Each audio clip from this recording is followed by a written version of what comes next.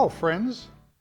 Ole Olson here, along with my good friend Jeff Cranford. Good to be with you, Ole. Great to be here, and we're continuing our journey through the question of why am I here? One of those big questions in life. This week, Jeff, I want to pick up on and tag along where we kind of left it last week about that whole notion of a missional community, and look at this reason of why am I here, that we're here to join, to be part of God's people. You used the term missional community.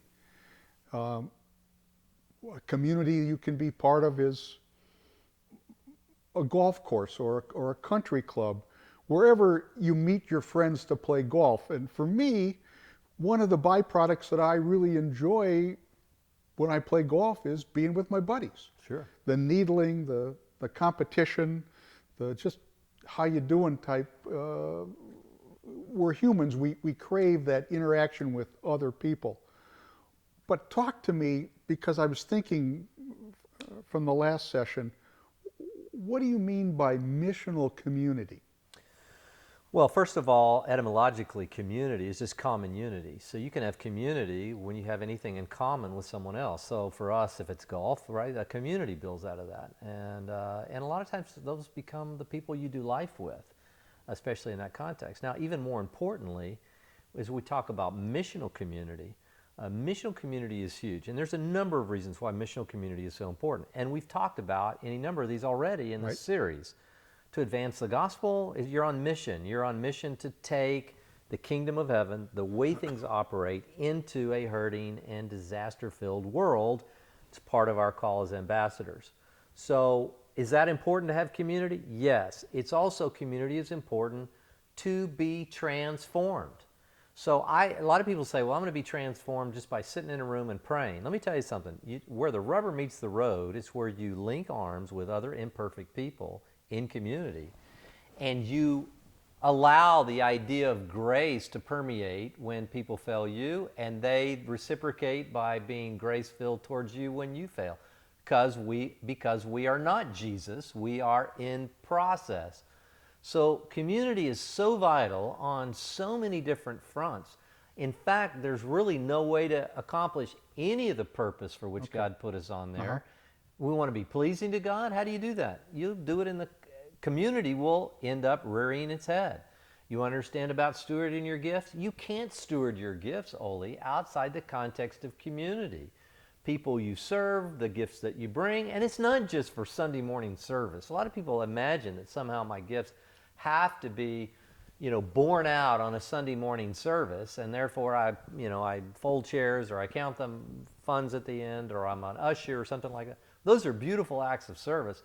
Most of those are service. Really, typically what happens, you can have worship as a gift or something like that, giving, but a lot of the missional aspects happen outside the walls and necessitate, and this is why we love links, is that if you've got a group of 4 women or 6 or 7 men, or together, unified, and you say, we feel a call to reach our community with our missional community, now you understand, and through the process you're transformed, you're pleasing to God, you're stewarding your gifts, all these things happen.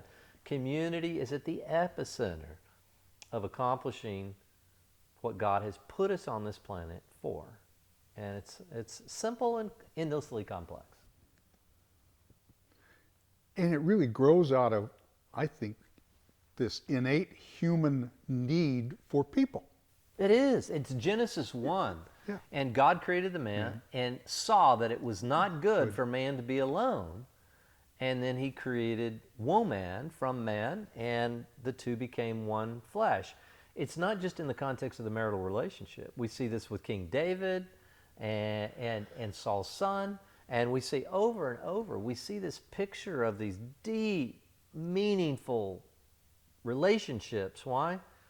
Because is the very purpose we were created. So Jesus came to restore us vertically first with himself, and then he fills us with his life, and then it permeates through us on into others, and then they get infected. We become super spreaders, and it it spreads, and the gospel spreads, and the kingdom spreads. And that's what we've been called to do through community. We have. Yeah. And it always strikes me in this whole notion of community that there are a multitude of different communities that you can live in and gain strength from. And sometimes they intersect and sometimes they don't. But even introverts like me need community. And he's called us to live that way. And as you said, not to be a hermit somewhere in a monastery. It is a source of deep satisfaction. Absolutely. Well, thanks for being with us, folks. We look forward to seeing you next week when we'll look at another reason to answer that big question of life. Why am I here?